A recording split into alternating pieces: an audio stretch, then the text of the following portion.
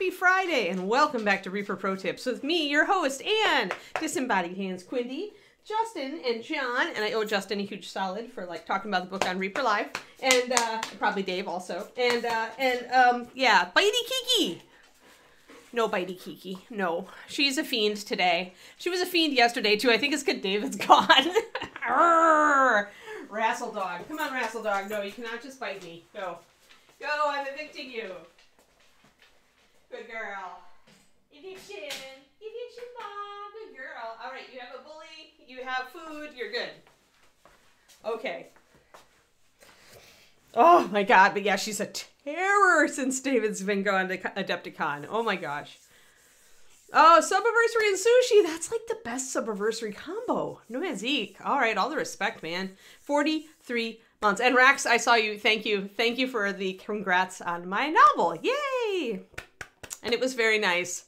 Very, very nice. Justin texted me yesterday that they were going to mention it on Reaper Live, so that was super. I'm blaming my current Amazon sales rank on the Reaper Live effect.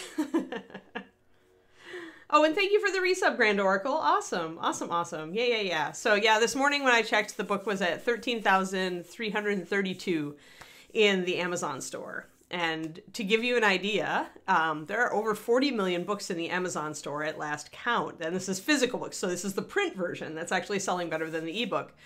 And that is 0.03 percentile of books on Amazon then. To be there. Awesome. You had the heart attack roll. Oh yeah, that's so good. Deep fried rolls. David had never had a deep fried sushi roll until I came along, and then we ordered one. We were at a restaurant who actually had them, and she was like, "Oh my god!" You know, I'm like, "Yes, where's this been all your life?" But yeah, they're so good. But yeah, whenever you have time, Rax, it's awesome. It's awesome. I mean, especially it's more like if it's your thing, right? Like I know a lot of people are probably buying it because they know me and they're like, somebody I know wrote a book, and so they buy it and support, and it's awesome, right? But it's even more awesome when you already like it's your genre, like it's this kind of thing you like to read. So, yay. But yeah, so cool. And I have no idea. I'll tell you, it's funny. I had my coaching call yesterday with my my writing coach, and I'm like, arg, my brain is exploding. What's wrong? And so we talked a lot about launching and about stuff like that. It was very helpful, actually. Oh, what did she say? She thought it was really good, and she was just like, oh crap, I totally lost my train of thought. Arg, arg, arg, arg, arg. Arg. Pretty much that like this is probably where it's going to top out, and I'm like, that would be a relief because I could get my brain back. Oh dear.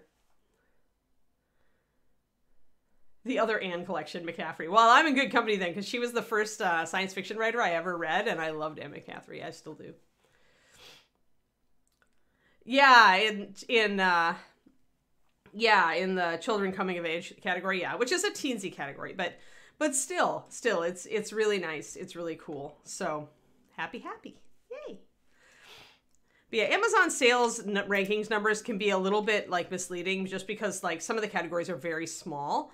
And so, you know, Amazon pops you in there because they want to promote you that way. They want to say, hey, this is a good book. It's ranking high in X category. I'm not turning that down though, because I think we were number 6 in that category, like day and a half ago, and like the top book in that category is a Wizard of Earthsea by Ursula K. Le Guin. So I'm in excellent company. I'm not complaining. But yeah, it's funny.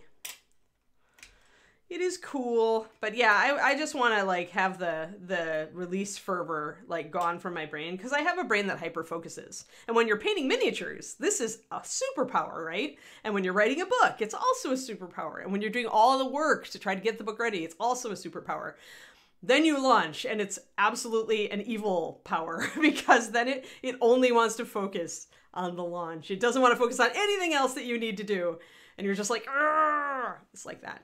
It's like when you have, like when you really want to sit down and paint, but you have a super duper distracting things around you. Like maybe your favorite TV show just launched a new episode on Netflix and you're just like, I want to paint, but yeah, it's like that.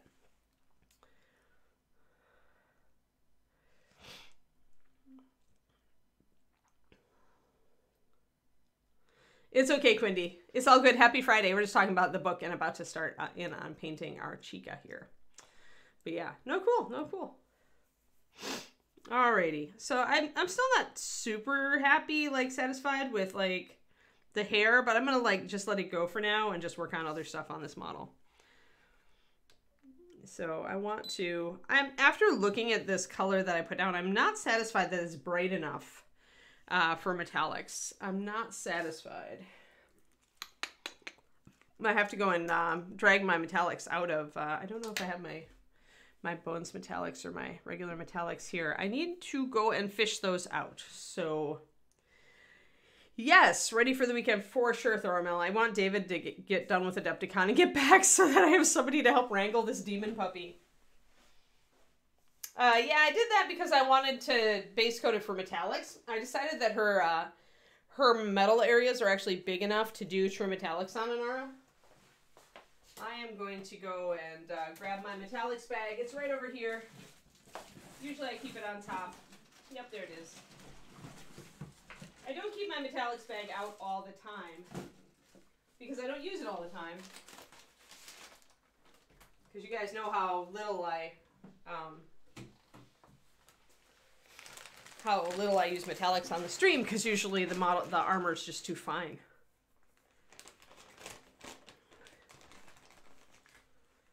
Okay. Yeah, I did get some interesting metallics from other companies too, but let's see. This is a Reaper stream, so I suppose we better keep it Reaper. Better keep it Reaper, Anne. No going outside of the box. They're very comparable to everything. To most of the metallics anyway. Let's do blade steel. Although, technically I should do a step up. I should do a step up from that. One second. One second while I dig around for a lighter metallic. Usually, doing shaded metallics, I want to start as light as possible without going to white. So I'm just gonna dig around here for a second until I can, for some reason I'm like really not getting where I put like my, my polished silver and stuff. I'm not finding them. Well, dang, I guess I'm gonna mix something then. You could also mix it from pearl white, but I'm not gonna do that. So I've got black and steel, but that's no good. So when you're doing shaded metallics, it is very useful to start with a lighter metallic. Yeah, tarnished steel is even darker. We'll see what I can do here. Let's see what I can do. All right. We might have to do a mix because I don't know where my polished silver went off to. It ran away somewhere and I have no idea where. Alrighty. Oh, you just made your review. Yay! I know, right? I am a mixed bag. I could see the cherry because I love her so much and I've reread her books so many times that you just internalize. Like as a writer, you internalize a writer you love style. I had a lot in common with Mercedes Lackey when I was like writing in the 80s, like when I was writing, you know, in the my high school days, in my early college, because I was reading so much of her, right? Grounded whimsy. Yeah. Aw, you're so sweet, Turgeon. I'm so excited. I'll have a second review. That's lovely. Yay. Good, good, good. Oh, no, Inara, I'm sorry you lost the bed. This is so bummed. Like I've gone through so many computers since I started painting, right? And first, I love like the Chinur series, like the furry space opera is what a friend of mine, Kristen, called it. She's like, this is a furry space opera. I'm like, I guess it is. But yeah, I also have an autographed copy of a first printing of Down Below Station. So I'm like a big fangirl. Like she is in my, like, it's her and Neil Gaiman, I think, for my top two. Like really, I have a whole shelf. I have all her Foreigner. I love the Foreigner series. I own every book, most of them in hardcover. So it's like, yeah. Yeah, I love Cherry. I love her. She was Mercedes Lackey's mentor. I only found that out when I started reading Mercedes stuff on Quora. Okay, that's fine. No hurry, no Mezik. Honestly, people who are like forgetting to buy the book, but then and just haven't gotten around to it are excellent because it means like you're going to be buying it sometime in the next week, and that means that my sales will stay like, you know, a little bit higher. So it's no hurry. It's no hurry. Sherry Tepper, she's interesting because I remember reading about her when her first book came out. I read it, and they were like, "Oh, she didn't get published till she was 55." And I think I was like, in my brain, I was always like, "Wow, I hope I don't wait that long." Well, I waited until I was 50. I guess I didn't quite hit 55. But Sherry Tepper, like her prose was just maybe a little bit too heavy for me, like these days. I don't know, but she was a brilliant writer. So yeah. But yeah, I love, yes. Could not put down. Yeah, agree, Anara. She's just a great writer. She's just really cool. And what's so nice about signing the book. Alrighty. So we're going to use, I'm going to mix some stuff today. My lightest silver I've got is blade steel. But honestly, the Bones metallics, I sometimes prefer to do the regular metallics on a base coat. The Bones metallics are really good for highlighting, because they're a silicone flake and they are more translucent. But the tarnished steel is better maybe for a base coat, but it's too dark, so I want to lighten it. Oh yeah, Grass was the book I read. Yeah.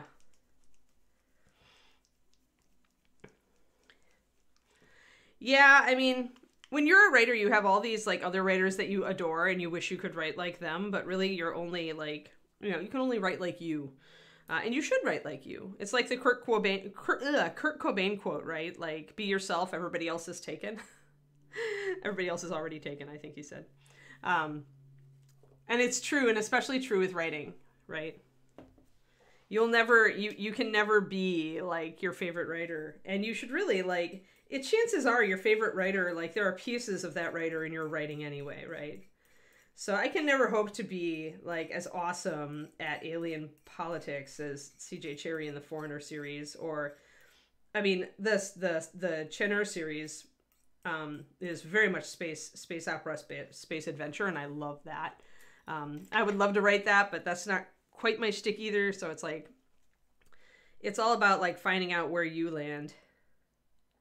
So I'm gonna use Automod.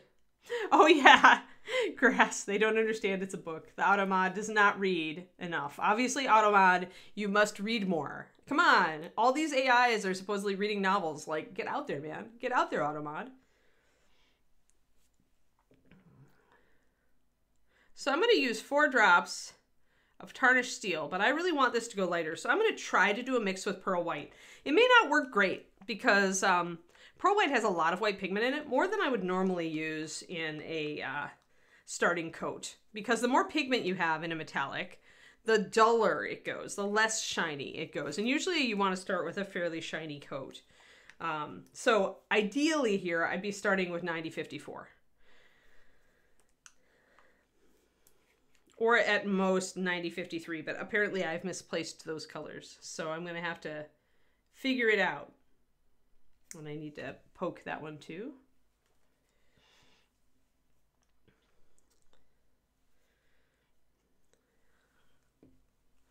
Let me go and wipe off my pokey tool here. All right, there we go. But yeah.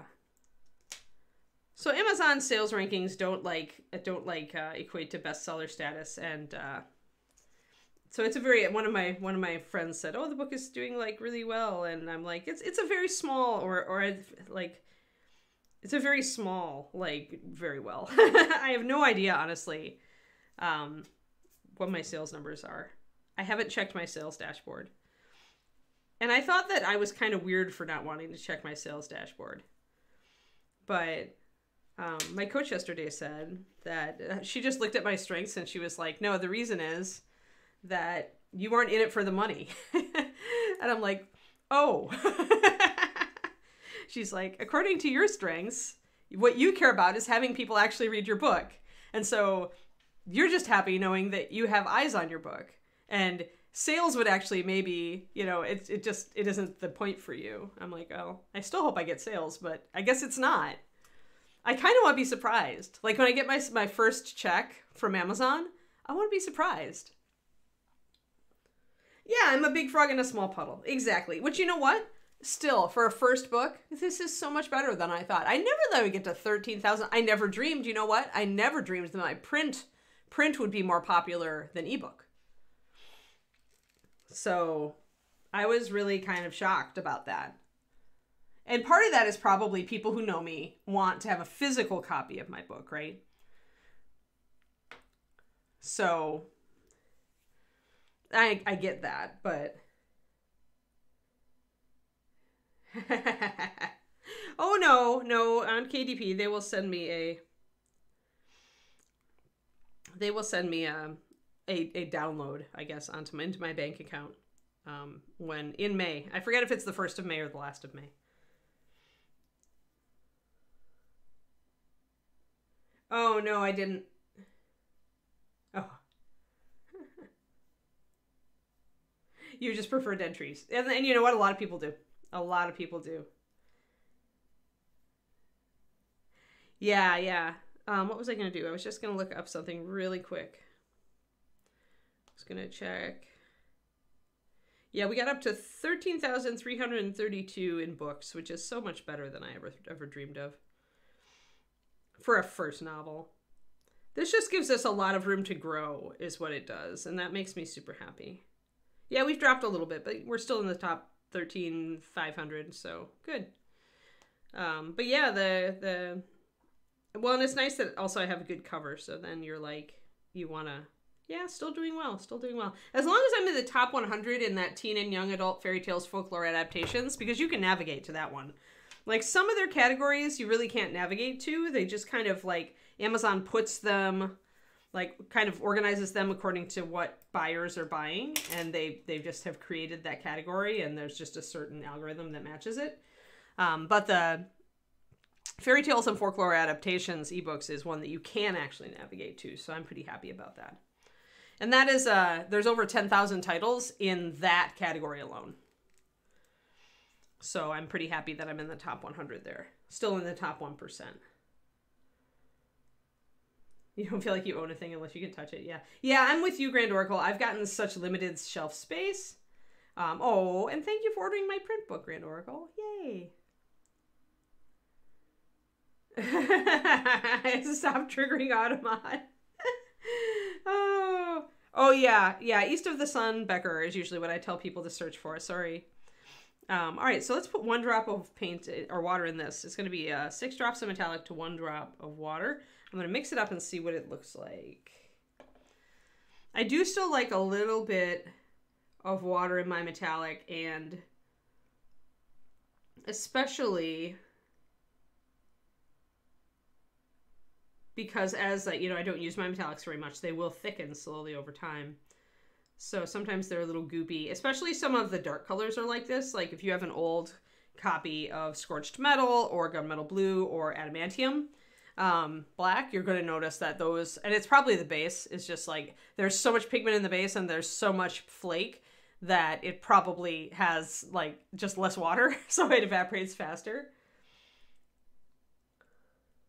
Yeah, oh god, I would love it if you guys post on Goodreads. BNN I'm not up on yet. So here's the dealio, like when you publish yourself, like I did, Amazon is easiest and you do that first. Then once that populates, you go to Ingram's, which is the big trade distributor in like all the big New York publishers use Ingram's. But Ingram's also really loves, they've got an indie authors program. So they essentially enable us to essentially be out on a level playing field, and they'll make my book available for bookstores and libraries to order, including Barnes & Noble, bookstores including Barnes & Noble. So, oh good, yay, Goodreads, yay. Oh, yeah, Tyler, sorry, I missed your initial question. I'm glad somebody got you. But yeah, but the problem is that Ingram's, being a old traditional company, takes a long time, not being a tech giant. So it's still, I checked my book yesterday on Ingram's because I want to order author copies, and I also want to set up a hardcover, but it was still processing. So I have to wait till it's done processing, and then I should be able to order some author copies, because I kind of want to like compare them to the Amazon trade paperback. They should be really, really close, if not identical. But then I talked to my cover artist guys, and I'm going to do a Dust Jacket hardcover. They're so expensive to do, but I want one. I want one just for me. Goodreads is a website, and I believe Amazon owns it. But it's for readers to share reviews, and like you can create a bookshelf on Bookreads to like show what you're reading and keep track of what you're reading, and then you can post reviews. It's a really great site for especially for authors. Authors love you if you post a review of them on Goodreads, because a lot of readers look at Goodreads to find their next book, right? So the more you have reviews and attention and in being on Goodreads, it's good for you as an author. So I really, yeah, Amazon owns it now. Okay. Yeah. Yeah, Goodreads is cool. Like, I've definitely gone to Goodreads. When I'm considering buying a book, I go to Goodreads to look at whether, just kind of read a couple of reviews. Because usually the reviewers on Goodreads are really good. Like, I find that the readers who review on Goodreads are much better reviewers in general than the general Amazon review. Although there's a lot of crossover, right? Because a lot of people do a good review for Goodreads and then they'll cross-post it to Amazon. But yeah. Yes. Beware of spoilers. There can be spoilers. But you can also just look at the stars rating and see, like, if you're like, oh, this is an interesting book. I do this all the time at airports because I'm always looking for a book to read on the plane if I don't have anything ready. And I always want to look at like new releases that I might not be aware of. But then I'll look the book up on Goodreads to see what people actually think of it. And that's gotten me not to buy a few books. It's gotten me to buy a few others. I'm sorry, Quinty. Yeah. So, all right. That isn't quite light enough. I'm going to pop another drop of pearl white in here. I want it a little lighter. I want it to be pretty bright on this armor. And if I can't get super bright because of the pigment in pearl white, I at least can get light. And the reason is that the lighter, it's just like with any wash, right? When you start out a shade of metallic, you're usually starting with a wash and then you're stippling on more color. And the lighter you start with, just like with any wash, the more contrast you get when you put that wash over the top. So that's all right. That's kind of close to, our basic steel color, I think. Yeah. Yes, right. And that's another thing, right? People might complain, and they shouldn't, right? Because people go and look at Amazon, because Amazon's the one shipping the book, darn it. At least like a lot of the time. So then they give you a negative review for something you had no control over whatsoever, and you're just, as a little author, your little heart goes shnick, and it kind of breaks. Yeah. Oh, is there a new person? There is. I missed it. Hi, Fat Nine. I'm Anne, if you didn't know me, even though we're talking about books right now, because I just released one. I do paint. Really, I paint. I'm going to shut up and paint now. Oh, dear me. But yes. So we are, essentially, I've put down a base coat that's a little darker, just a little darker than the Bones material that is under this. This is a Bones USA model. It's Caerindra. And I decided that her metal pieces were big enough that I could do metallics. Usually when 28 millimeter models come into like the question, I will do NMM instead, non-metallic metal, because usually the metal pieces are just so small that it's really hard to get a good effect with metallics. But she's got pretty big plates on her, so I'm hoping that we can do some nice shaded metallics. The sword is done in non-metallic metal just because I used it for a demo at one point. Yes, painting does happen here. I'm sorry. We're just all excited because of my book, and I'm so happy because everybody has supported me so much. So very, very, very happy. Happy day. But yeah, I expect us to drop in the rankings a bit after today. And then I can have my brain back, which is good because on Sunday I'm going to jump right back into editing book 2. I really want to get it ready. So I'm going to just kind of block in a little metallic up here. And it's going to kind of disappear a little bit against these straps that are totally unpainted. And I'm going to put some down here and I'll probably do the helmet and some of this lower armor to take an idea. Now I'm putting a real thin coat on here for a reason. For one thing, I want to be able to paint over it if I decide it's not bright enough and light enough for me to do an effective wash over. But it's actually looking okay. If I'd made this gray darker, we'd actually be getting more shine. That's just the way that metallics made with mica work. And silicone metallics are the same way. The only metallic you don't really get that with are the aluminum flake, and those are the ones with really high coverage. So you can always spot an aluminum flake metallic. If a normal like silver shade metallic has really high coverage, then you know you're dealing with an aluminum flake. Here we go.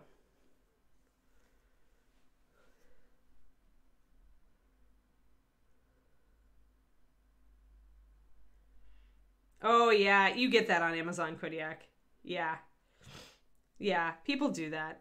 But you know what? The healthy attitude to have is just that social proof.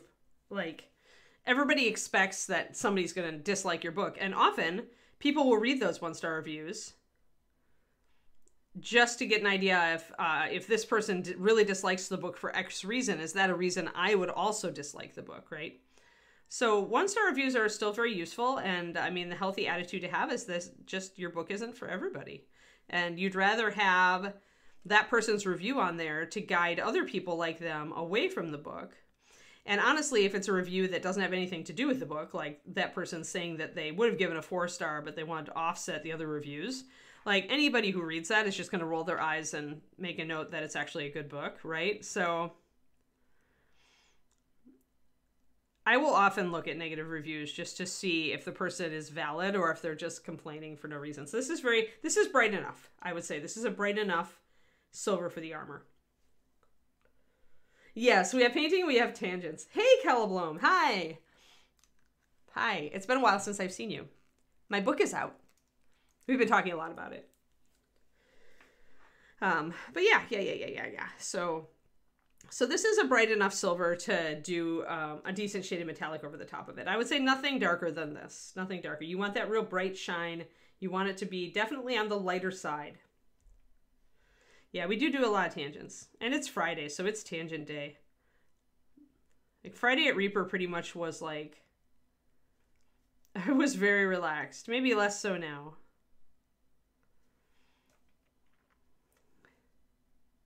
Was the day I went around to the other departments and chatted about, like, just like, kind of caught up on the week and made sure that I was up to date on everything I needed to be working on the next week. It's a pretty relaxed day. And I think Friday's also when I would do stock assessments. So I would go around and look in every single bin and make note of inventory and reorganize all the tubs so that we were working on the lowest number. And my brain really loves things like that. I love lists and I love sorting and I love planning. So doing that kind of inventory, actually, I loved it. Yep, exactly, Agent Marvel. Yeah. Hey, Brannigan's Brushes, thanks for that raid. Welcome. We're just setting up some true metallics on this model. So I did a darker base coat in a gray, purplish gray, just because I could, because I've got a muted color scheme here.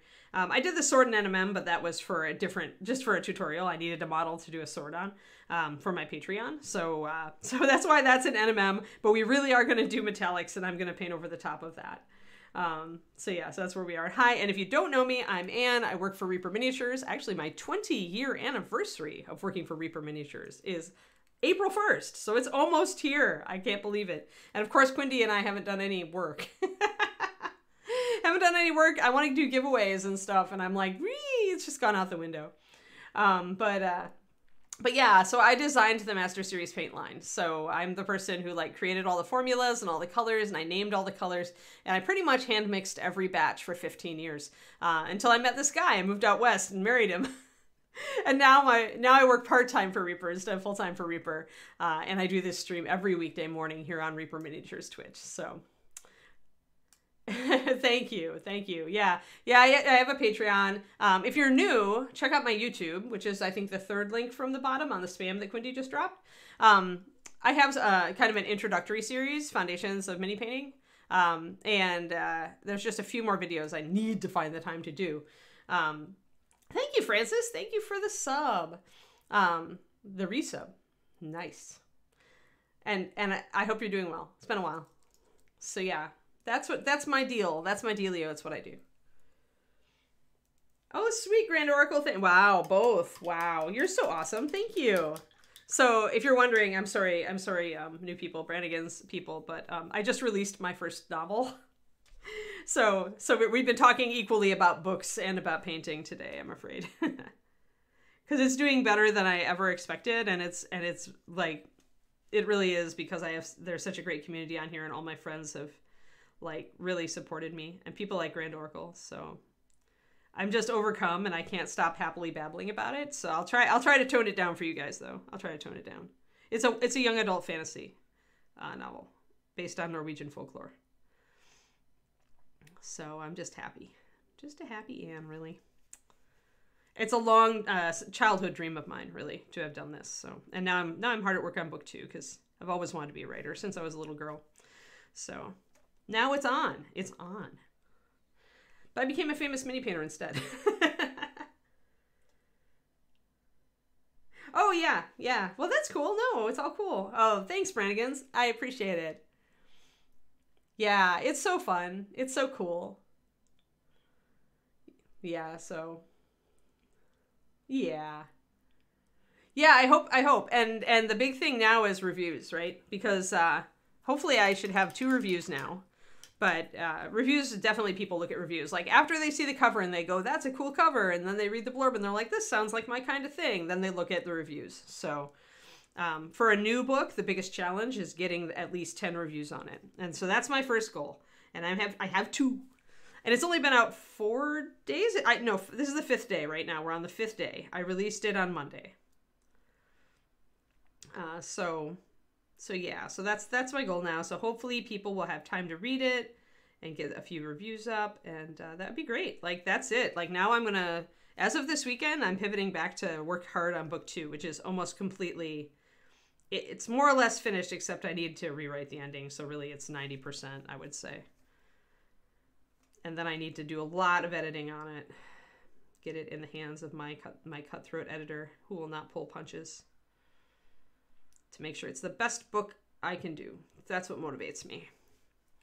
Which explains a lot, right? When your motivation is like to be really good, is to be like among the best, like that's when you spend the time to like do all this stuff. It's how I became a really good mini painter. So, oh yeah, yeah. The cover art I commissioned. It's my cover artist is amazing. It's Raven or Raven.com. So it's RAVVEN.com. And she's amazing. She's wonderful. Here, just, I'll share. There's my cover art. There we go. Boop. Oh no, it blorfed. There it went. It blorfed. Doot. There we go. There's my cover. There's my book. Woo! Yeah, she's amazing. I love her. I love her to death. She's been just wonderful to work with. Like, and I gotta say, guys, that as a miniature painter and an artist, the best part of publishing my own book was being able to work with my cover artist. Like, if you get published by one of the big 5 publishers in New York, you never get input on the cover. Like, good luck. Like, I would never have been able to have anything that beautiful done if I was published by New York. So I'm pretty happy. I'm just like, you know what? This is it. People who buy the book and read it, Amazon likes certified, what do they call it? Verified purchase. So if you buy the book on Amazon and do a review, they weight it higher. Oh, awesome. No time for bull. Thank you. But yeah. No. Grand Oracle, my goal, I should, and this is always, you know, it could slide because I still do all my Patreon. I still do streaming for Reaper every morning. You know, I still have a husband and a puppy and everything. But I'm pretty sure that I can get a book done like two books a year. I'm pretty sure, because the thing is, your first book always takes forever. Like, it always, everybody that I've read, like all the authors that I've read and say, yeah, my first book took me 15 years, but the next book only took 2 years. And then the book after that only took 1 year. And so I already started book 3, and I have a really good, like, I do kind of a free form outlining, kind of like a word brainstorm thing. And I'm pretty confident. Like, I know the story of book 3, and I'm really looking forward to writing it. So book 2, I'm hoping for every 6 months, 8 months at the outside. That's my goal. You might be, Fat9. You might. And thank you. Thank you for the Prime sub. Awesome. We always say on this show that a sub for the show is a vote for the show. So thank you so much. But yeah, so, and you might be. I'm not sure if we have anybody else from Brazil. We have a lot of Europeans, and I know we've got some Australians. And I think we've got a Singaporean. I know one of my patrons from Singapore subs to the show, or has. And I think I don't know if we have anybody from like Asia, like if we have China or India or Japan. When do we get a minis line based on my characters? I don't know if it'd be a good minis line. Some things, like there are a couple of miniatures I would love to see done based on, like, there's just a couple of scenes in the book, and I won't spoiler it. I'm not going to talk about which ones, but after a bunch of you have read it, I will. But there are a couple of miniatures I would love to have. So it might be more like approaching Reaper or Dark Sword and asking to just do a tiny boutique line, like just 5 or 6. You know, I could probably, because I work for Reaper and because I know everybody, I might be able to sell Ron and Dave on that. Just a little one. Oh, cool, Fat Nine, yeah. Yeah, I'm starting with I want to start with a really bright metallic so that I can put a wash over it and darken everything down and then add even more shading that I won't do another wash. I'll actually make it more targeted. So, okay, let's try the metallic over this sword and see if it works. Sometimes you need it to be much darker than this. But no, it's going to work. Okay, good. And make sure I've gotten all the silver down. I think I missed an elbow plate here, though, so I'm going to have to throw down a quick gray coat. When you do metallics, it always helps to put down a coat of regular paint first. It essentially gives you better coverage. So you can just get that nice coverage like on your first coat, even with metallics that aren't normally that good coverage. So I'm just going to grab Cloudy Gray for the under on this one. We'll see. First I want to get book 2 out and probably book 3 and see like how popular, like how much people actually like the stories. And then maybe we can talk to some people. But yeah, like I said, I don't know if there'd been much of a market for much of it, but I could see a couple of sculpts being something people would really like.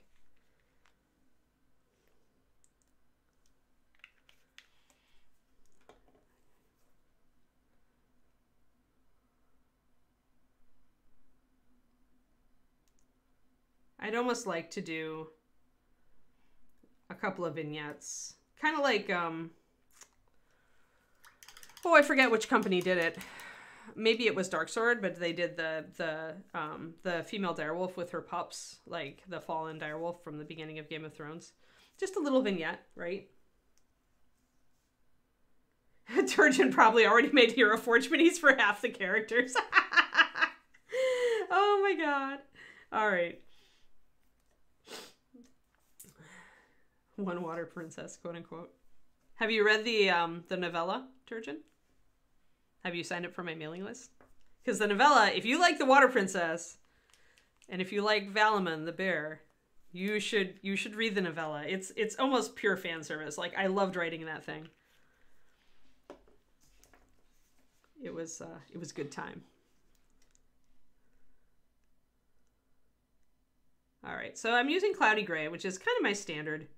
It's not as dark. Honestly, if I went with Carbon Gray, I'd probably get a shinier result, but it's too late now. I've already put it on there, and I don't want to waste a lot of time. So we'll let that dry. It'll dry a little darker. I find that a medium dark gray actually gives me good coverage, pretty good coverage right out the gate in Aura. But like I just said, I would probably get a shinier result if I used Carbon Gray, which is a very, very dark charcoal gray. I find that black is sometimes problematic. Black itself, I prefer a gray. I find that over black, sometimes you'll get streakiness. Like if your paint is just like a little bit too thin, or, you know, otherwise you can see some streakiness depending on the flake. But I like a dark gray, medium dark gray.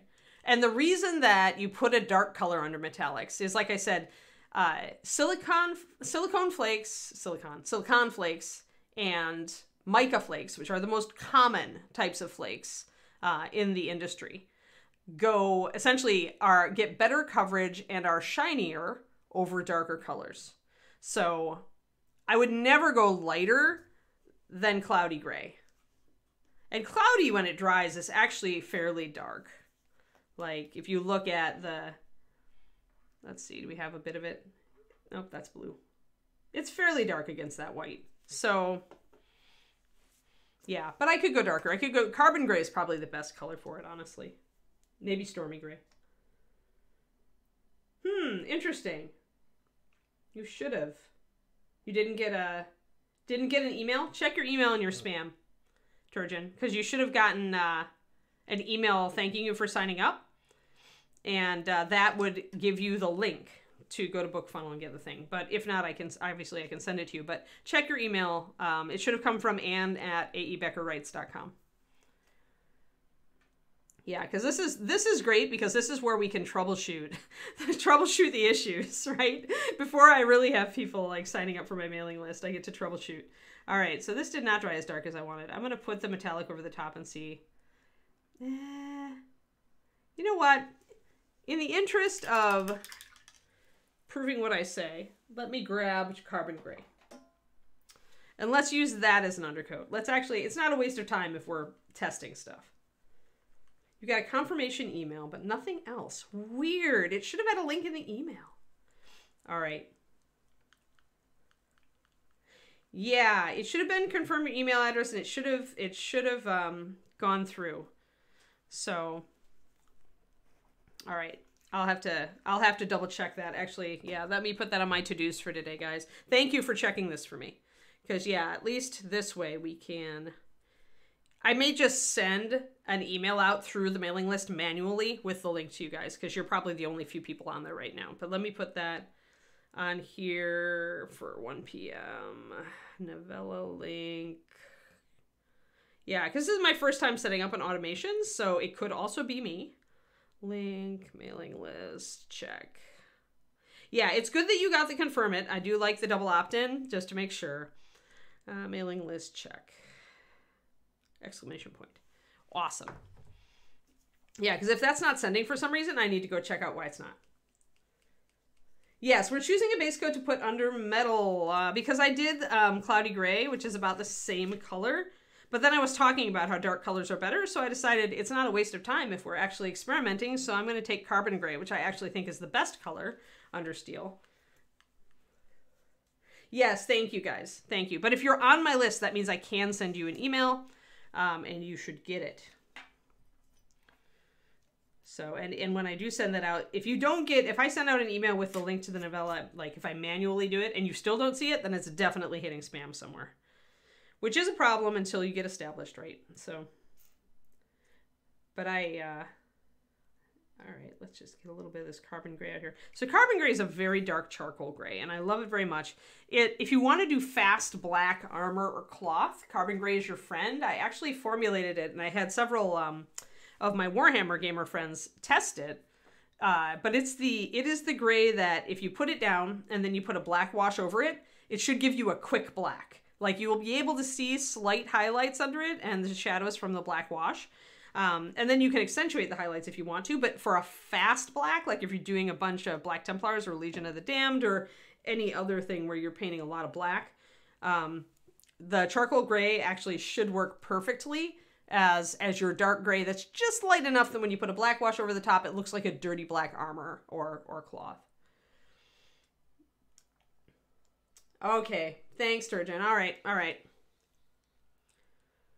Oh yeah, you can follow me on Amazon as well. Yes, Amazon should then notify you when things are out, although I hear that they're kind of dicey sometimes on that. But don't worry, you'll hear about it one way or another. And thank you, everybody. Thank you for helping me troubleshoot this, because dang it, I wonder if it's hanging up on the double opt-in or for some reason. Like, it should go into my automation, but I wonder if that's just enough of, like, maybe, I wonder if that double opt-in is overriding the automation.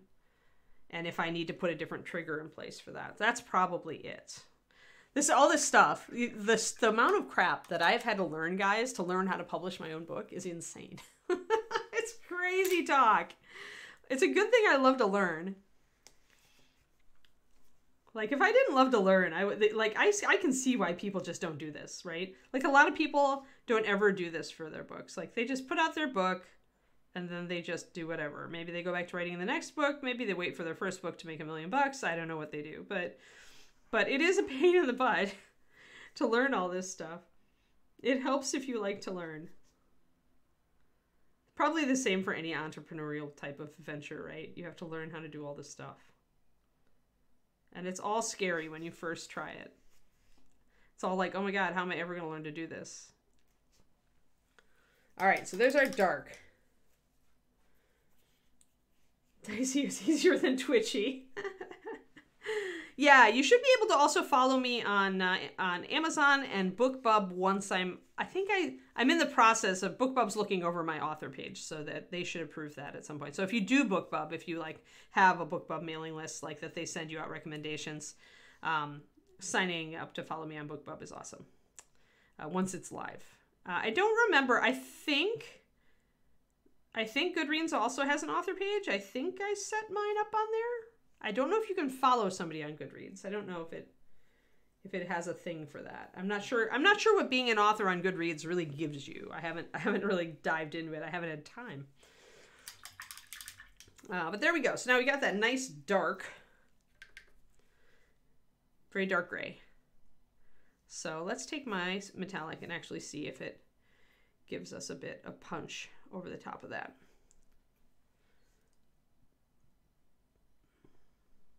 Well, it definitely is looking brighter already. Let me just get that on there. And you can see that I'm getting like good coverage, even though I've thinned my paint. And thinning metallics is fraught with peril. So that's bright. And it is just a little bit brighter than the other side. Little bit. So yeah, doing the dark undercoat. And it's just, honestly guys, when they send you the catalog for these flakes, it's interesting because it underlines this point. And this is why so many people tell you to put black or dark color underneath. So when they sent me when I was in head of the Reaper paint department, when they sent me the catalog for these, it would give you a swatch, but then it would give you swatches done specifically with the flake over white and over black. Specifically so you could see how much and the change in those, the change from over the white to over the black was significant in shininess and coverage. So over white, you would get streakiness and not much coverage and it wouldn't seem very shiny. And then over the black, the flake would really pick it up. And that's just the way that those translucent flakes interact with an underground color, with an underlying color. So that's why people tell you to do that. There is an actual reason for it and it is actually true. It's a thing. So,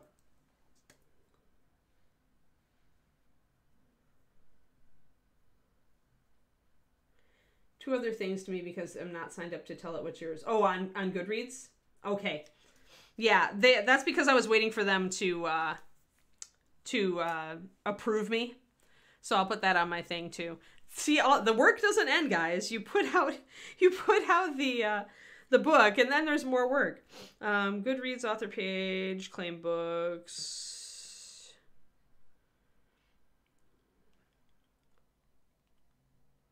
Yeah, I can go in there and unclaim them, I believe. I'm sure I can. Okay, and I'm going to put that up also at today, right after lunch.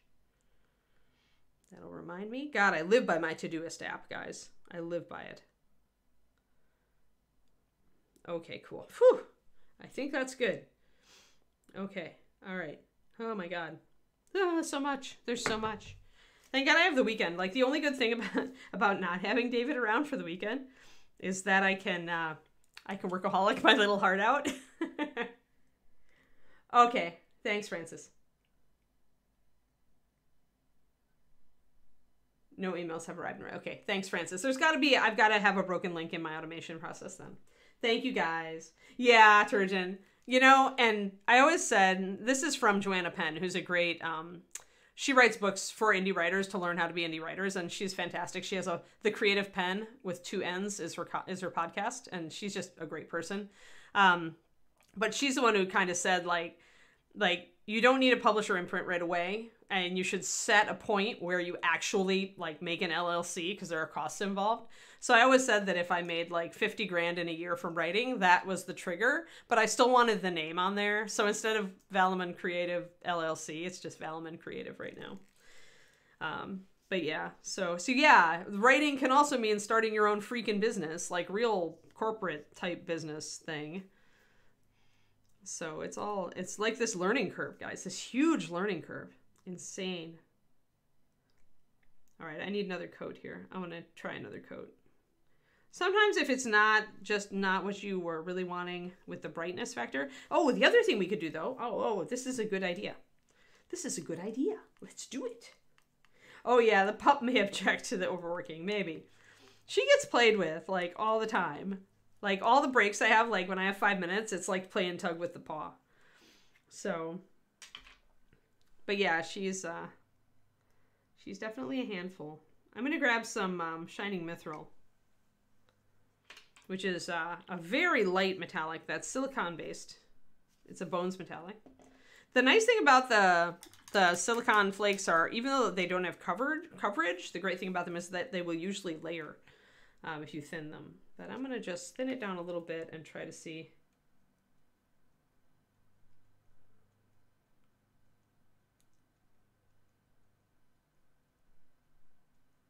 Yeah. Okay, yeah, don't worry, guys. What I'll do is I'll send out on the mailing list the free novella link. Yes, because I want you guys to read it. Read the book first, though. You will appreciate the novella 20,000 times more if you read the book. 20,000 times. But thank you, yeah.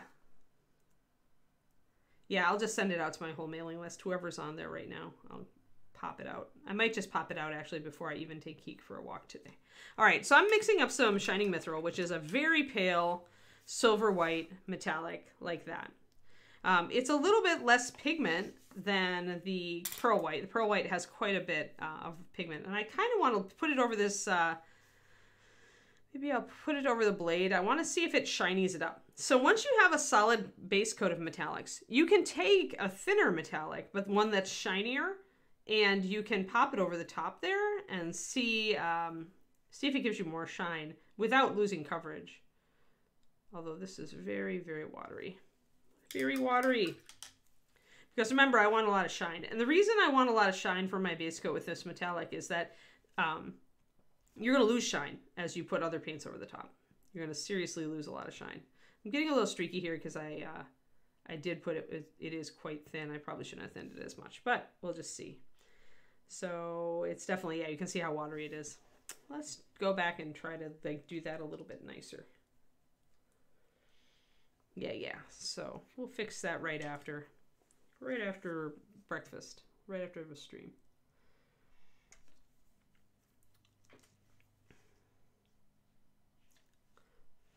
The thing about metallics though is that they dry super fast, so. But yeah, it does get streaky, so you have to watch it. But yeah, I don't know, I'm not happy with that. That's just not as good. We're just gonna pop the initial coat over the top again. So I think I'm gonna stick with what I've got. But I'll keep that Shining Mithril around for highlights because that's what's gonna be better at. All right, let's do a wash.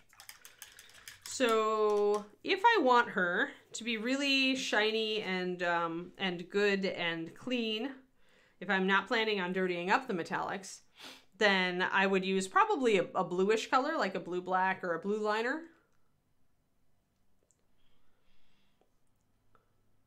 Okay. But yeah, so,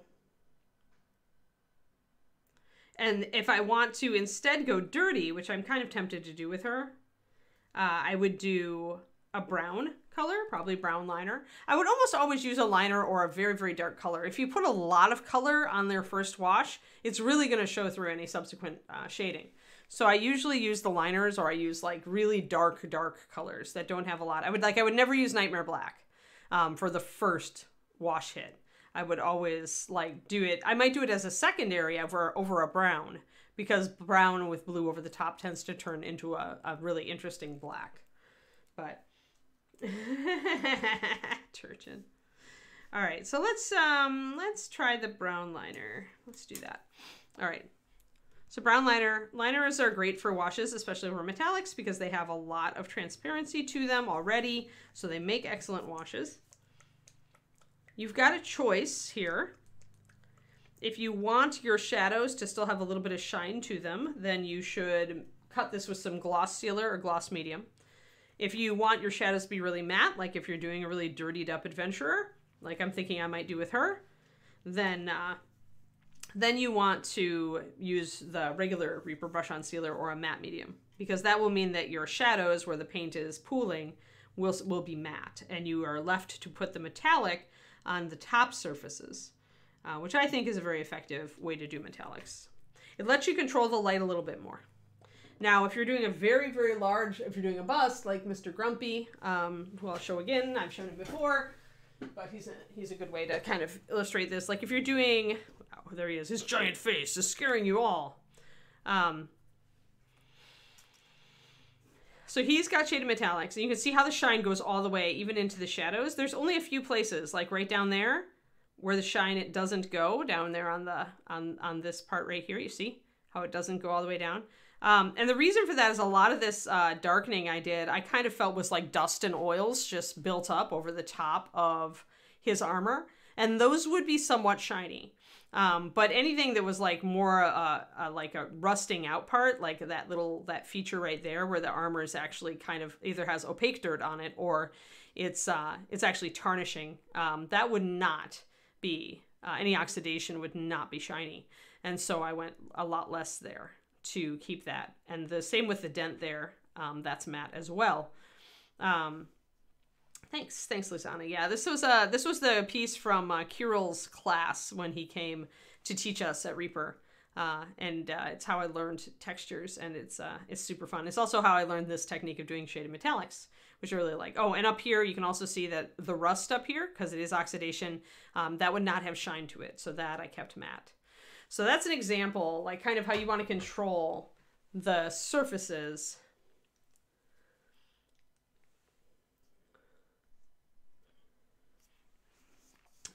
When you're using metallics. And now obviously on a big model like that bust, he's huge. He's like a 1/8, or I guess he's 1/10. He's 1/10.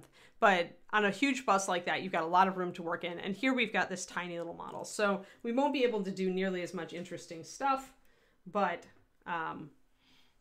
we can at least make an effort to kind of remember that some things should not be shiny and to emphasize the shine on other parts.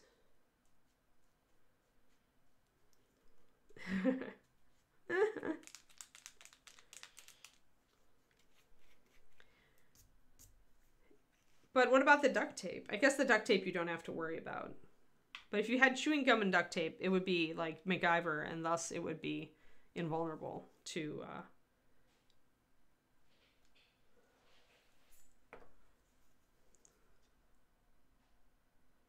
2, 3, 4.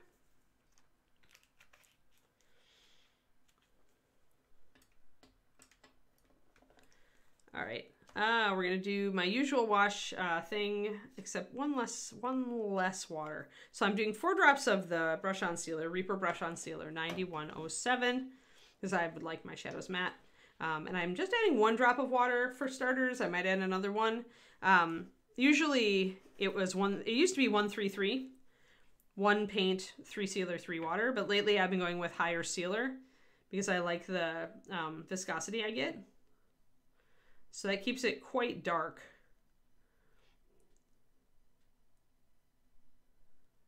And the darker you pop it, the more room you have to bring back up highlights, right? So hamsters are more cost effective than germals. I don't think Overwatch agreed with that because they have their giant like hamster in a wrecking ball hero, which is meta right now and really fun to watch.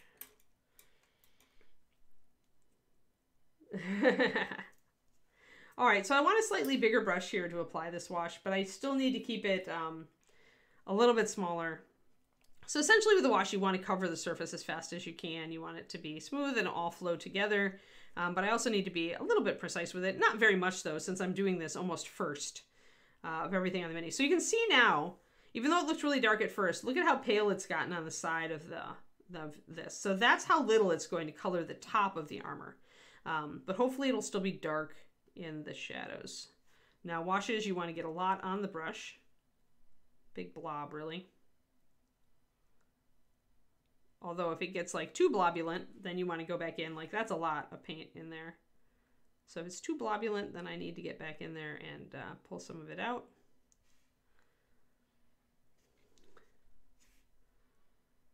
going to plop this in here. Plop, plop, plop, because I can just paint over it. Big, big blobs of wash. That's how you apply wash. You do not paint the wash gingerly over the top of the model. I see people do that when they start out so much. You don't. You plop a ton of wash onto that surface. A ton. Where it's puddling and pooling all over. That's what you want. Blobulent. Yes. Thank you. I believe in Dr. Seuss, and so I believe in making up my own words when it is warranted. But not in my books, because my editor would totally call me on that. She didn't like that I liked the European version of gray better than the Americanized version of gray. And I bowed to her expertise, but part of me was like, meh.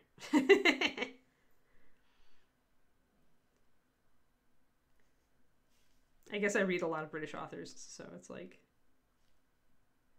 But I like G-R-E-Y. Lots of blob, blah, blah, blah, blob. Many blob. Much blob. Much blob. So we've got that coming in. Yeah, I like the E-Y. The American version is A-Y. But I don't know what it is, and maybe it's because I read so much Agatha Christie when I was a kid, but EY has always been the way I spell it. I've always used the British version. And it's still considered acceptable in American English, but it's just not standard. And so it's stuck out like a sore thumb to the editor. Somebody who deals with language every day, it makes sense that it would stick out to that person. So I changed it. I changed it to the American version. Because all my other words were non-British spellings. If I was Canadian, I could get away with it. Yet I would have to also spell color with an O-U-R.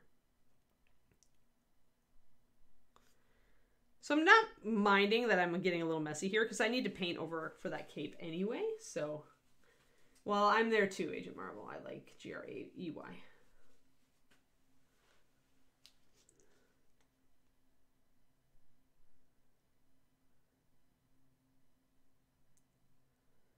Yeah, I thought I fixed all of them.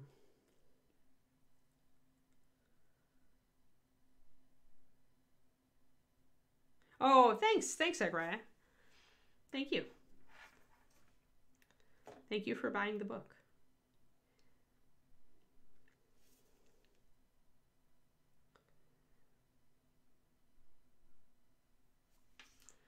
Yeah, now I need to wrestle with mailing lists today. That's all right. Need to fix it. I wonder, I'll have to figure out what's going on.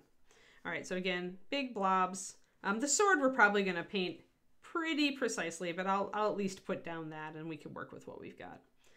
I'm going to tailor this a lot though. Like a lot of this that I don't need to, it's like actually making a really nice armor patina. But the sword's always problematic because it's just a flat surface with just some angles sometimes. So, and you really don't want the wash on the top, so what you can do is that you can go up here and scrub it off. Because I want the top part of the blade to be brighter. You can also just paint over the top, but since it was still wet, I decided to do that.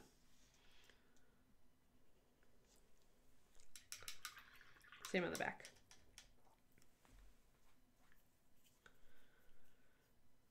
You believe in G-R-E-Y and all the OUs. Yes. Yeah, the thing was I was using EY, but I wasn't using the OUs, so it was like, yeah, it's Annie's. It's Anne's version of the language, I guess. It's fine. I'll just do my G-R-A-Y autocorrect after I write every book. Oh, dear. All right, so that's actually, you can see that it's flattened the metallic a little bit. We're still getting shine, but it definitely, had the matte over the top definitely makes it a little bit more sharp and less just kind of glittery. Like your eye is able to fix on it easier, even though there are still moving highlights. So this is good because this lets you go back in and highlight these metallics and really like just put the shiny on the top parts, which lets you get kind of the advantages of painting non-metallic metals while doing a metallic. I used to actually do this on purpose. Even when I was using shinier, when I was using real inks, artist inks to shade my metallics, which Artist Inks are in a shiny lacquer, so you wouldn't get this matting effect. But I would hit it with dull coat, which would kind of give this same kind of result, and then I would highlight the metallics with shiny. So brown liner Kodiak. I wanted her to look a little bit dirtied up. I think on the end I'm going to dirty her up a bit, so we'll do some weathering on this one.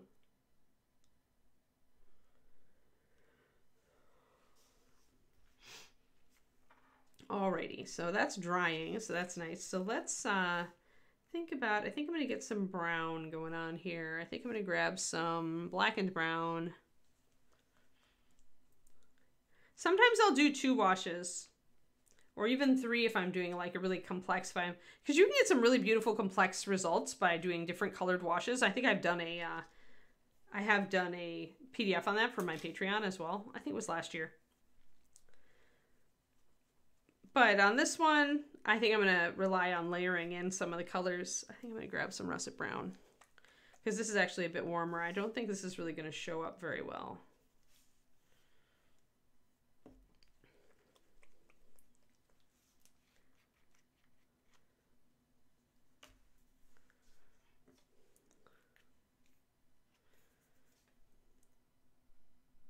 Uh-oh. More cloggy paint. That's why it's good we have a pokey tool. Alrighty.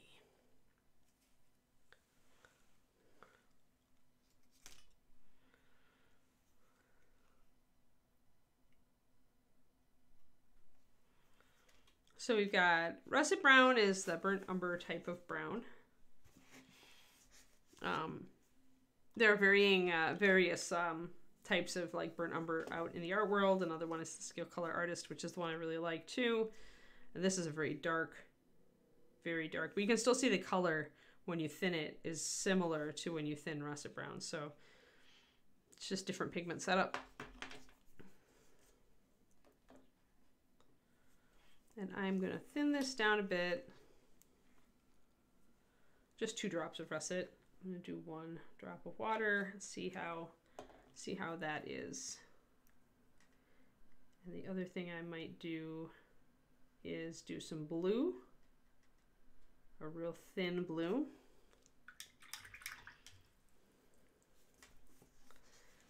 So I like to essentially put layers of color over the top of the metallics and then bring in more metallics to shiny everything up. Hold on, I want my, nope, I don't want rid of like, yeah, I want cyan. Cyan's my kind of go-to sky color. If I want to put a little bit of a blue on. Now this one I'm going to go transparent with though. So 1 drop of that. And then I'm going to do my sealer. I'm just going to do 2 in 1, I think, or 3 in 1.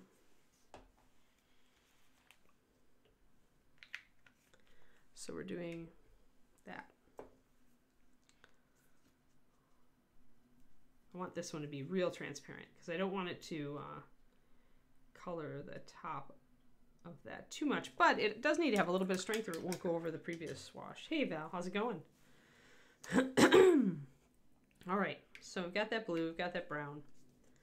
Let's start playing with some stuff. And it's never a big deal if you go over the top with a color and you're like, oh, I don't like that after all. I'm just going to put a little bit of a hint of blue up at the top of parts. Probably up the top of the sword blade here. I'll keep it real lightweight because I just want to see that little bit of blue. Just want a little bit there on the helmet. I'll do this to all upward facing areas, just to get that little hint of like reflected sky.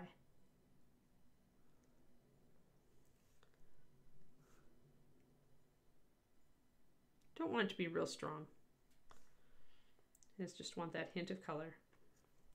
We'll do a little bit down here too, where it comes out over her leg, on the side here. These guys wouldn't catch any of it. Top here will. So little bits of blue here and there. And just a suggestion really, I like subtlety in my models. Some people would go like real punchy with this. A lot of the Europeans would go real punchy with this, but I like subtlety, so I'm okay with just hints of it. I don't want it to be too crazy. I think that's a little bit too strong for me, but you know what? I can still bring in highlights to minimize that, so I'm okay with that for now. Also, it's going to dry thinner. It's going to dry lighter than it looks wet. This shoulder pad, though, we need a little bit more light there. It got very dark. Now, that's one thing to note, is that because we did that dark base coat, it did actually turn out, I think, a little bit darker with our wash. So I'm going to pop a little bit of highlights on here, then I'm going to put my blue on there. Just the blue. You can also do the metallic mix if you want, but in this case, I just decided to work with real thin colors. If I was doing it on a bigger area, like a big bust like Mr. Grumpy, I might mix in the metallic along with it. That's what Kirill does when he does it. But as it is, I'm just doing a little tiny bit of the blue because it's so transparent that I can see the metallic through it, so I don't really feel the need to put more metallic in it. It's all just like, when you learn stuff from a seminar, you're always like, you know, you take it, you play with it, and then you make it yours. You just decide like what parts of it make sense for you and what don't, so.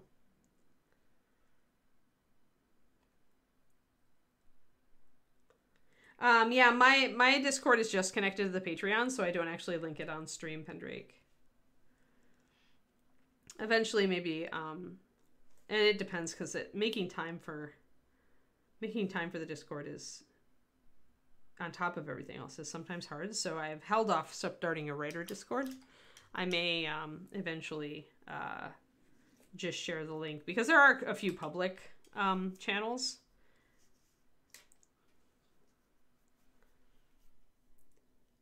Yeah.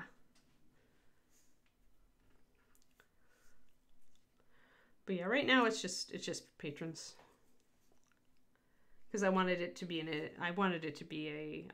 a special thing for patrons, to thank them for supporting me on Patreon.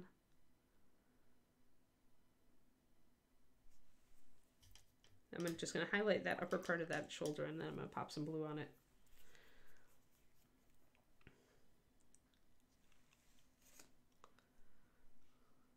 And again, we're using Cyan Blue 9117, which is a nice sky color, I always thought.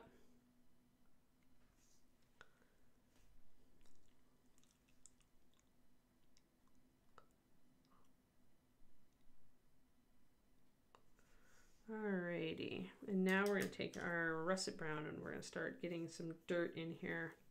I'm going to use the russet brown and sometimes mix it with my initial wash color. In fact, I may put one more drop of brown liner in there just to make sure it's a little stronger. Let me get my paints organized here. There we go. So we'll pop that in there, which should make it a lot more strong, and then I can use that to build up layers of shading on my metallics. So one second while I stir that up. Also, I want to do the,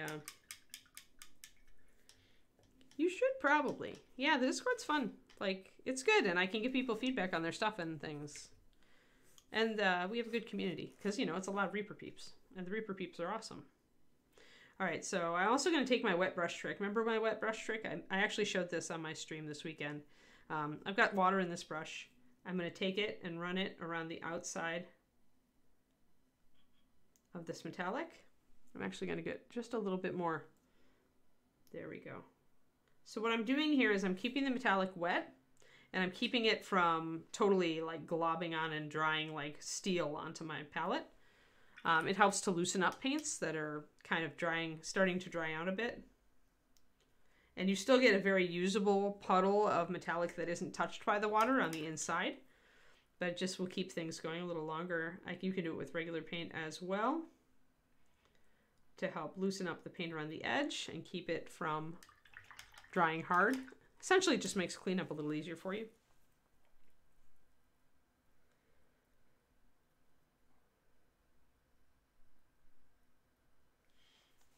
So Basil, tricky question, because it depends on the model. when I'm doing these little 28s, I'm often not doing directed lighting. I'm doing a general diffused overhead. So I'm not so much assessing, other than what surfaces are facing up, I'm not really working on that. And often reflections are difficult to, you have to simplify them a lot on 28 millimeter. It's a lot more important for me. I focus on that a lot more when I'm doing big stuff. So what I do on my own stream on Saturdays is usually bigger models.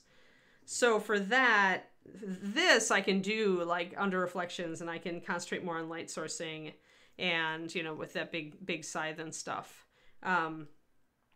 So what I do though is when you're looking at a model, and it pays to kind of develop an eye for this. Some people just naturally can do it if they've got a good eye for art and balance. But you look at a model and you figure out, okay, there's really only a few angles that people are really going to look at this from, right?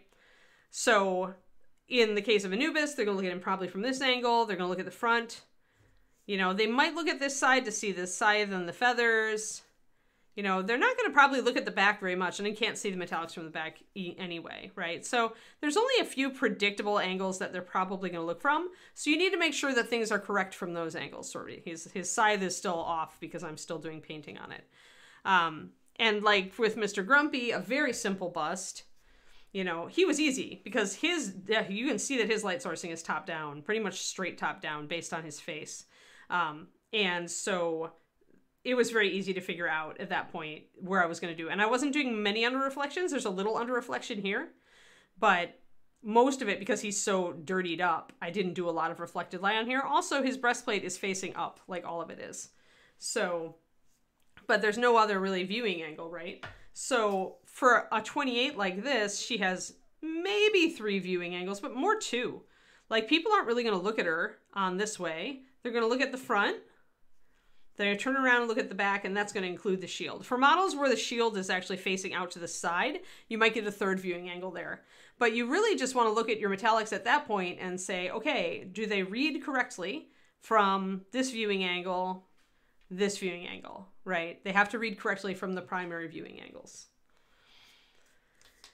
Same with NMM. So, but yeah, I do a little bit more reflected light on NMM often. Although we did recently do, hold on. There aren't many 28s I do this on, but when I've got an OSL source, I do reflected light. So with Mouseling here, he's got his torch, obviously, we're in a dungeon. And Mouseling has a very strong focused light source from that direction. And then as you move around the model, you get the cool reflected light on the backside as you move away from that torch. Except for the tip of the sword, which actually does pick up a bit of the light there. So we did the cool reflected light on that side and the warm on that. But a lot of the times on 28s, if I'm just painting a 28 with a top-down light source, I'm not making it real focal. And the reason that I don't do that is that personally, I don't like making the other half of the model dark. Sergio does the same thing. Sergio Calvo, Rubio. I think he just goes by Sergio Calvo on painting these days. But Sergio does, it's the same thing. He does a light source from the front and the back because he hates leaving half the model in shadow. I have that same thing. I also hate it. I don't really care. Like, I just do that diffused light source because I feel like it's more expedient. And a lot of people have trouble painting the shadow side, right? It is not easy to make it look good. And it takes a bit of brain work. And again, you're not getting to use your bright colors, right? The colors that you wanted to use on the model are all going to fade out and become very muted on the backside and very different, depending on the light source. And you also have to think about color of the light on that at that point, right? Like, that's a lot of complex stuff that more advanced painters embrace and work with regularly, but that maybe your average miniature painter, a lot of people who watch this channel are going to be beginner or they're going to be intermediate, right? We don't get a lot of really advanced people on the channel because they're probably just, painting their own stuff and doing their own Twitch channel. But so I try to keep things like easily accessible for the most part, but we do every once in a while do a project like this Mouseling where it is more advanced, and it just depends on the project.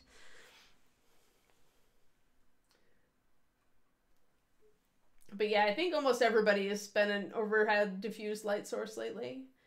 It's just easier. And I don't have to make things dark.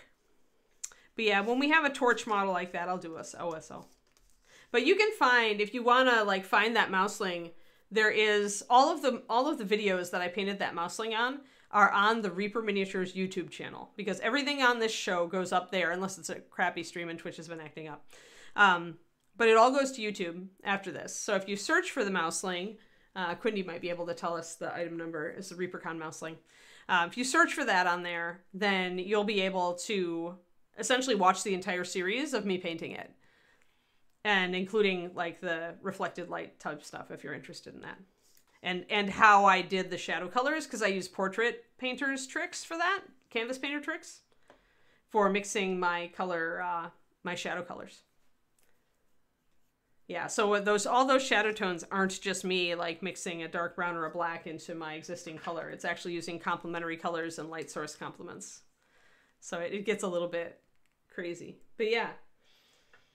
So yeah, if you ever have a question about stuff like that, totally. Now, with metallics, it's a little bit different because I find it harder to do realistic reflected light on 28mm metallics. So I might do just a touch here and there of like underside reflection just to make sure, because I do paint it a lot like NMM in the end. But yeah, not as, because you can't control your highlights and your reflections as much on metals, because obviously the real light source in the surroundings is going to take priority. So you can try to push things so that you're controlling, quote unquote, more of the light, but you still can't control everything with metallics. They're just going to reflect what they're going to reflect. So often I don't do as many like reflection type stuff, as much reflected light on the metallics. And I am pretty much looking from those viewing angles when I do. Hopefully that was a good answer.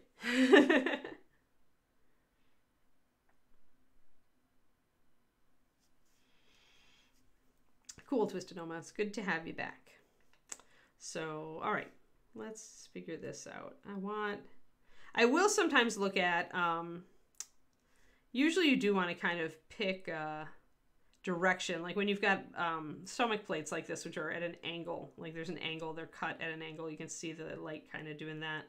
I need to decide if the light is a little bit more on this side or that side. And I think I'm going to choose to make the light a little bit off angle. And this is common. It's still mostly overhead, but it's not enough to cast a huge strong shadow on this side. But I'll make it coming actually along the same direction almost as the sword. That will let me shade on one side of these little stomach plates a little bit more. So I'm going to grab more of my brown. And I'm just going to stipple with the tip of my brush. I'm using a Reaper Zero for this, so it's a bigger brush. It has a good tip, though. Let's get closer. So you can see me bringing in those little shadows right there. So I'm going to keep working that.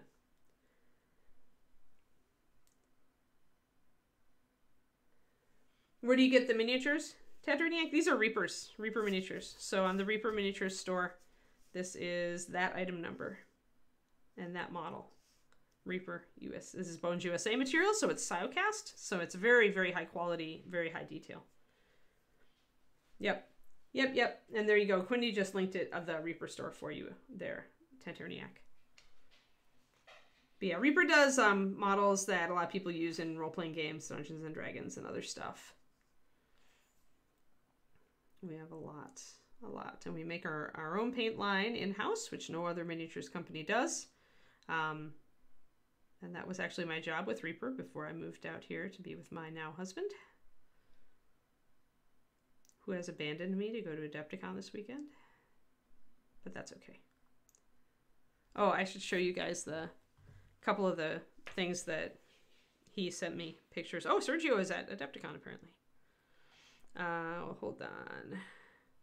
Oh, wow, there's some good stuff. Yeah, I told him he had to send some pictures of Golden Demon stuff. This is a fun one, though. This is a duel. So this is Golden Demon is going on right now at Adepticon. But this is awesome. It's the little goblin hanging onto a Tau drone with the big backdrop of the orc, you know, the giant orc machine in the background. And he's just little grot just hanging off of there, trying to clobber it. And this is entered in duel. So it's pretty awesome. Yeah. The set of the little miniatures. Yeah. I don't know if we have a set of an adventuring party.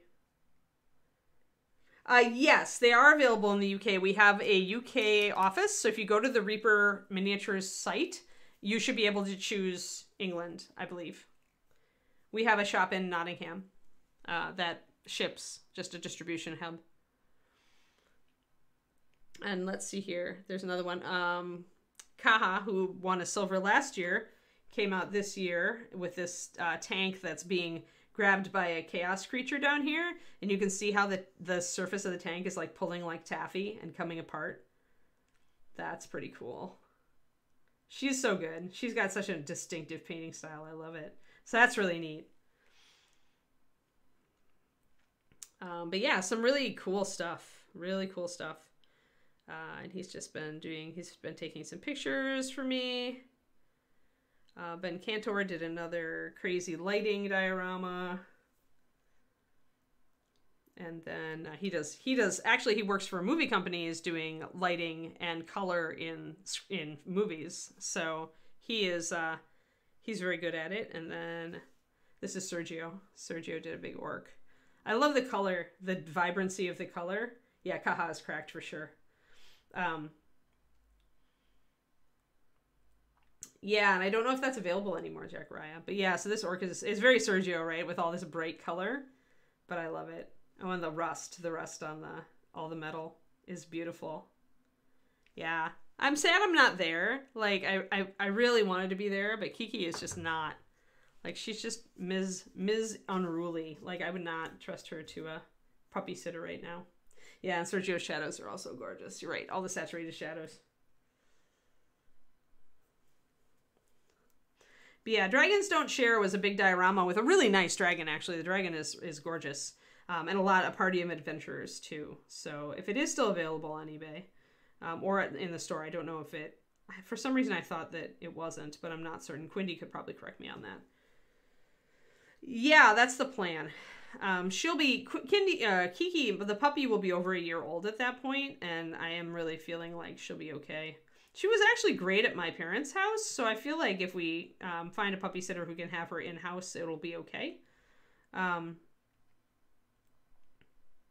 I'm going to put some shadows, just like I would with NMM. I'm going to put some shadows right under my highlight layer with this brown liner, just to block in that a bit. I don't need it to be real sharp. I just want it to kind of be there. And I can always bring my metallics back in to fade that back in. It's out of print. Ron has talked about bringing it back. That's cool. Yeah, there are sets in metal, but the metal models, like, I've just gone away. If you like metal, then definitely there's a couple of adventuring sets. I've gone away from it personally, but that doesn't mean other people don't love metal models. So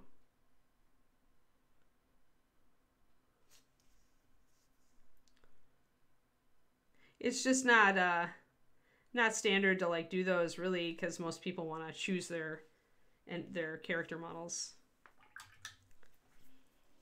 Although it would be useful for GMs who are trying to put together a rival adventuring party.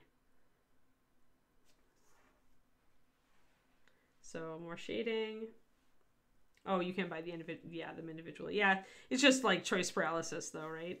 Like, you can buy them individually, but then you're looking through 500 miniatures on reapermini.com and your brain explodes. So maybe it'd be a good idea for Reaper to do a couple of adventurer parties just as a sampler. I don't know how that would sell.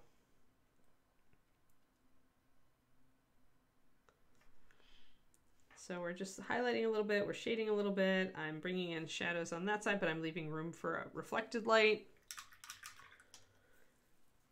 The dragon is available, yes.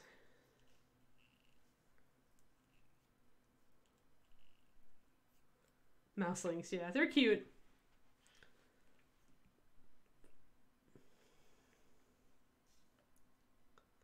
But yeah, the mouselings, there are mouselings out there for sure. We're actually about to start a giant mouseling.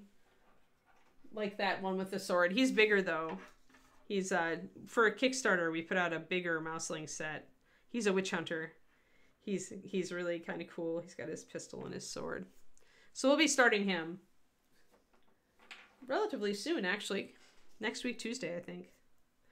All right, since with an overhanging cloth like this, if you had to choose a side of the knee to make lighter or darker, chances are it's going to be the outside of the knee that you're going to get more light. You can even see that the outside of the knee here gets slightly more light. So that means that if I'm going to make a darker stripe on this one, I want it to go on this side. And I want to get rid of the sky reflection on that side. And I want to hit the bottom. And weirdly, you can wet blend with metallics if you really want to. Though the flake does get in the way a little bit. Mostly I'm just blocking in shadows right now. Making things a little darker where they need to be. Oh, nice twistoma. Sounds like you could probably sell those for a decent amount now.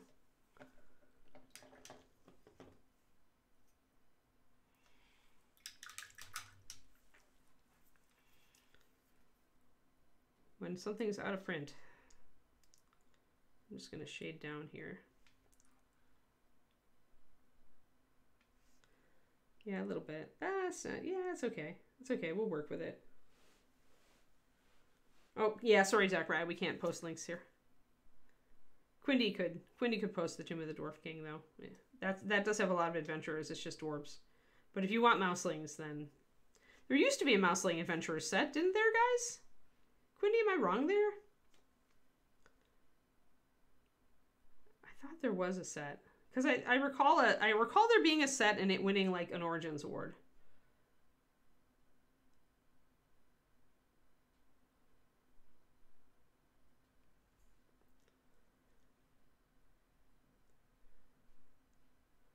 Okay, so there's a dwarf set. And if we still have the mouseling set, then hopefully we can find that for you too.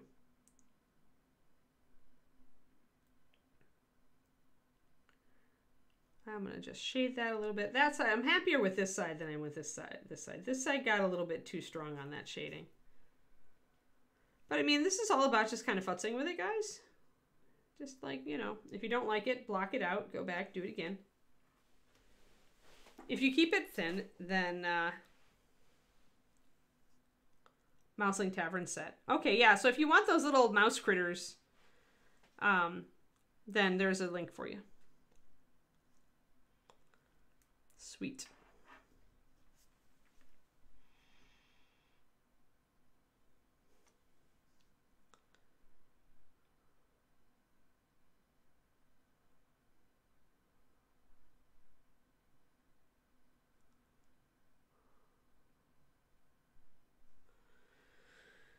All right, a little bit more shading that I just put in just down underneath this belt. I want it to get a little darker, just like it is on the other side. And again, I'm just working with this brown liner, thinned a little bit thicker than wash. I added one extra drop of liner into it to make it a little bit more opaque. So I can, and if at any point you notice that you've lost some of your lining from the wash, like if you want these plates to stand out more, you can always add that in with liner. Oh my God, it's 11:15. We totally forgot. Quindy got distracted. I got distracted. We've done an overtime stream today. All right, well, we'll just fix this up, but I think I've got a lot of the shading I want on here. Need to get the shading on this part.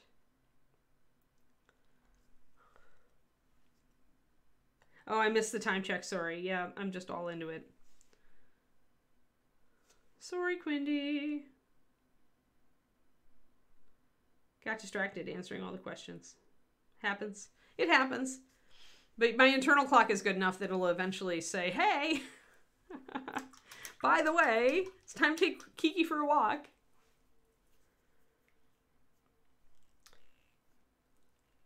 Yes, yes. Thank you, everybody. Thank you again for all, like, buying my book. Or at least looking at my book. And telling your friends about my book. Like that's where it really comes in, right? Is like, if you like it, tell your friends. Tell your friends. It's only ever your... Kiki's sitting there, or, Kiki, haha. Quindy's sitting there, you know, crossing her legs. Her eyes are turning yellow. Meanwhile, Anne just keeps painting. Yes, I just released my young adult fantasy novel to Journeyac. I don't have a painting book, I'm sorry. I'm also a writer, so I just actually released my first book. And all of my friends on here have been really supportive, and it's really great. So...